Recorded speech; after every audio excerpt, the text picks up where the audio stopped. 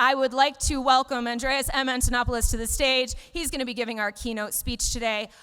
He's a person who probably needs no introduction. Please come on up.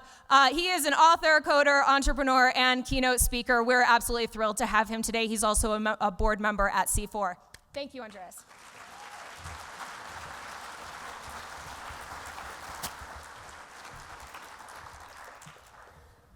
Good morning, everyone. I am so excited to be here today. This is the kind of conference I've always wanted to participate in and help organize. It's all about education. There will be no shilling. And as you know, my focus has been education from the very beginning of my involvement in Bitcoin and open blockchains back in 2012. And I continue to work for that mission today. With the help and support of everyone in the community. I'm not sponsored by a company or paid to do this, so I'm going to very quickly shill. Wait, what? Okay, so on my side you can see Patreon, which is my support team. If there are any patrons in the room, thank you so much for supporting me to do this work.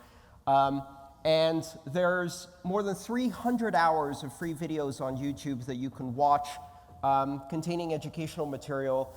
Please feel free to watch those, share them, and subscribe.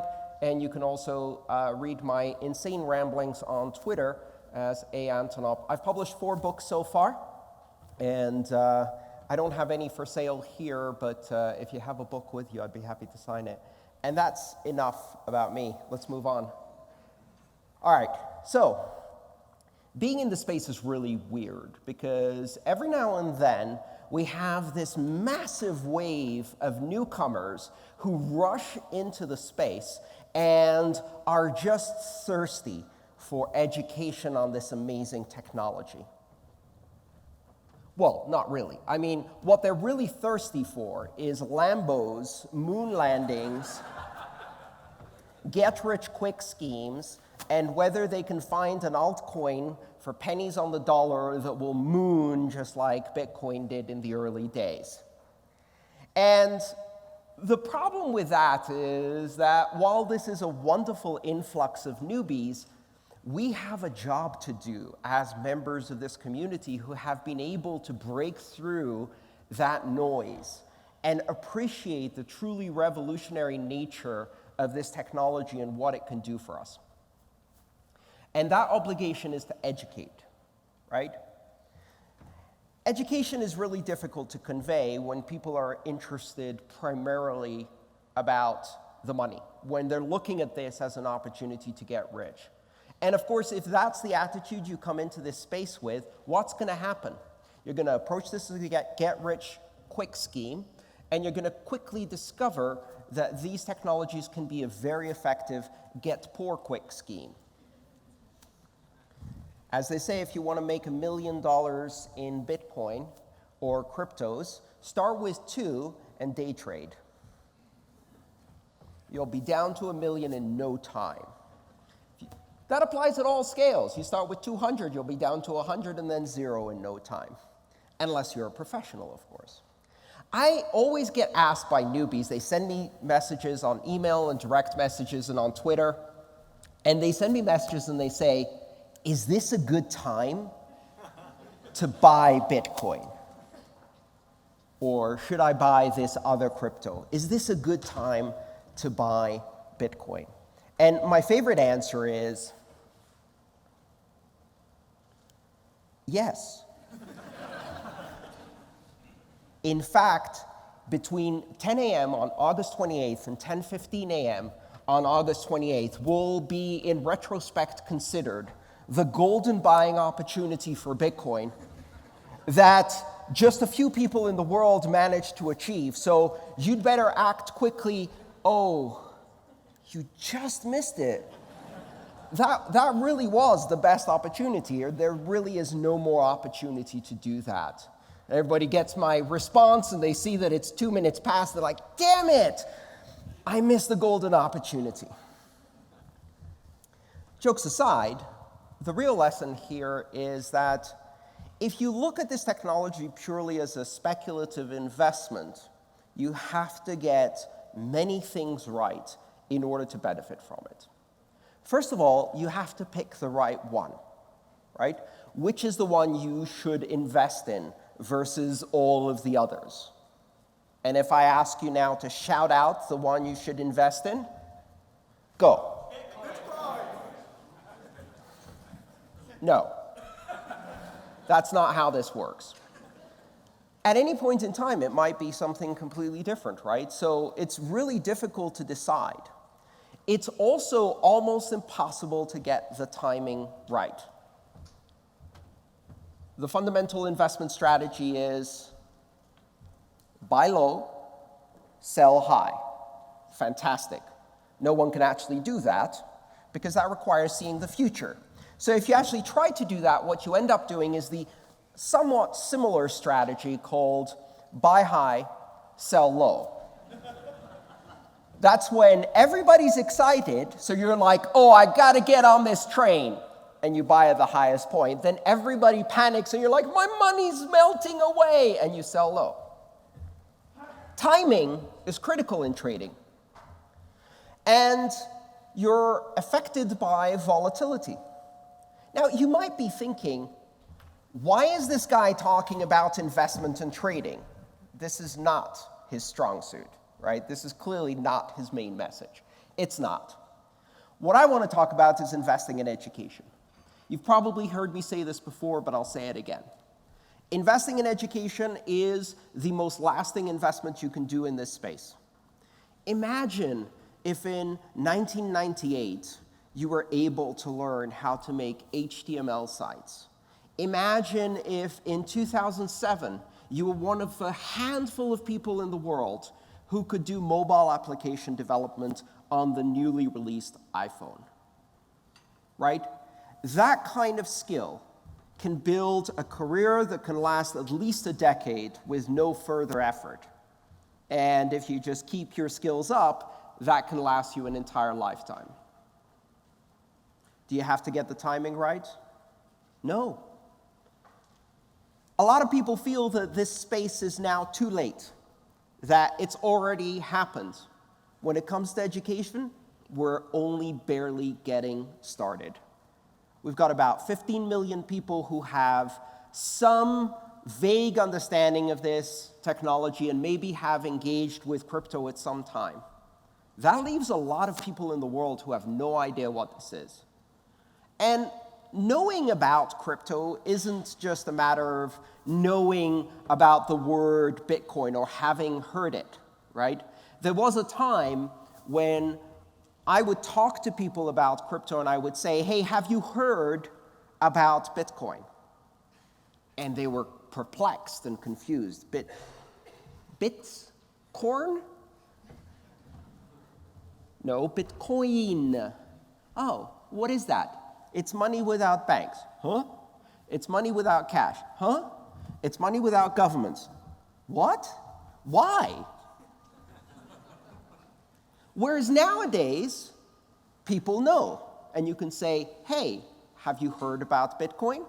Have you heard about cryptocurrency? And they're like, yeah, I've heard of that. That's the stuff drug dealers use to do money laundering. I saw it on CNN. We're making progress. Brand recognition has happened. Now we have to do the education, right? And part of that education is presenting ourselves as good, positive examples of community, of professionalism, of standards. Presenting ourselves as professionals who cause the cognitive dissonance that destroys the negative message. When you think that this technology is about drug dealers and terrorists and pornographers, and you meet a dentist who is passionate about cryptocurrency, a hairdresser, a taxi driver, an accountant, a lawyer, a computer programmer, a graphic designer, a teacher who is passionate about cryptocurrency, when you meet an immigrant who saved their family using cryptocurrency and allowed them to escape from some hellhole, every time someone hears that, it causes them cognitive dissonance. They're like, huh? I thought crypto was about drug dealers, but this person isn't a drug dealer. Therefore, something about this picture is wrong. If this happens enough times, eventually the next time they watch CNN or one of these other media platforms and they present the negative publicity around crypto, they'll go, nah, that's not true. I don't believe that anymore. Gradually, we can take all of the people who join the space purely for speculation and teach them about the fundamental principles and power of this technology. Teach them why it matters that these technologies are open, borderless, neutral, censorship-resistant, immutable, global, accessible to people around the world. Why they protect people from both monetary crisis as well as political crisis. Why freedom of financial transaction is a fundamental freedom. And how, if we erode that freedom, we erode many of the other freedoms. Why democracy depends on having privacy, and why these things are worth defending, even when they call us bad names. We have an obligation not only to help people see past the speculation, but to also present ourselves in the best way by adopting best practices and standards, which is what C4 is about. It's about teaching people what matters, but also upholding the highest standards of ethics and positive behavior and respect for others. The highest levels of professional excellence, where when we present ourselves as people who understand this technology, we actually understand the technology. When we go out and perhaps consult or advise clients, we can do that without personal interest, without conflict, and with full confidence that we know our stuff. That's our job. We all do it together every day as professionals in this space. And it's a difficult job, because while we're doing that, there's thousands of people out there who have circled this industry like sharks smelling chum and blood in the water, and are trying to guide all of the newbies into their maw so they can chew them up and spit them out with the latest Ponzi scheme, pyramid scheme, altcoin, shitcoin, or whatever. I'm no maximalist.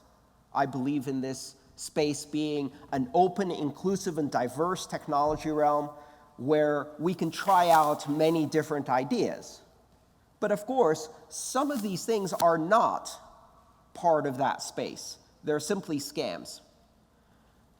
Our obligation to educate also involves not in telling people which ones are scams and which ones are good. Because if we tell people what we think are scams, what we're doing is we're asking them to believe in our authority. And this is not a space of authority. This is a space of knowledge. So how do you help someone avoid a scam? You don't tell them, this is a scam, this is not a scam, trust me. You teach them how to tell the difference. You teach people the principles that make you believe and care and work in this technology. You say, well, you heard about this new thing. Is it open? Is it borderless?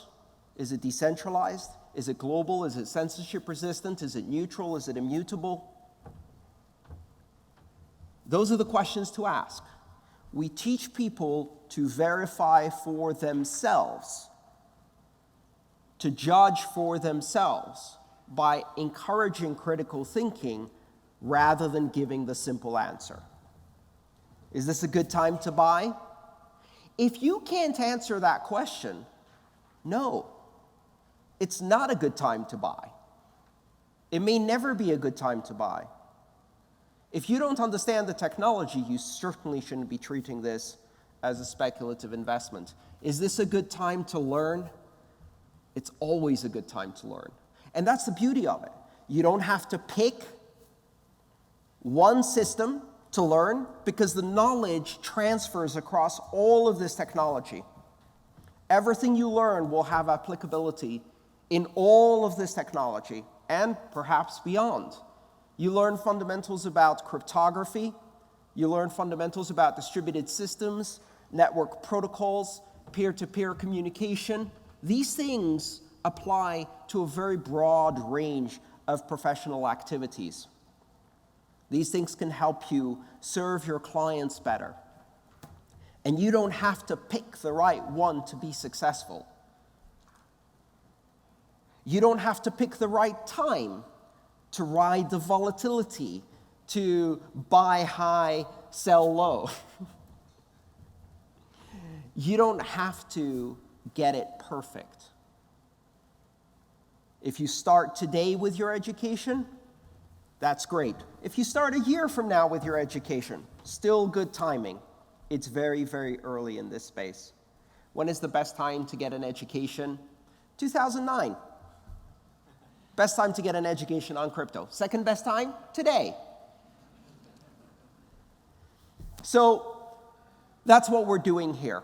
We're encouraging people to really understand that this burgeoning industry, this beautiful new technology, is something that we can invest our time and effort and passion and creativity in.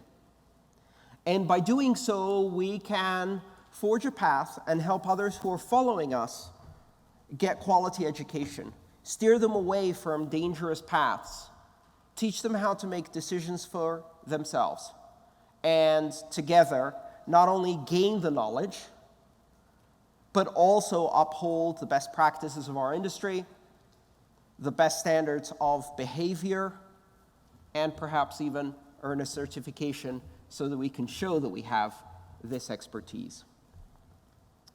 So thank you so much. Education is the most important thing we can do in this industry. I appreciate you all coming here today and helping us in furthering this. Thank you so much.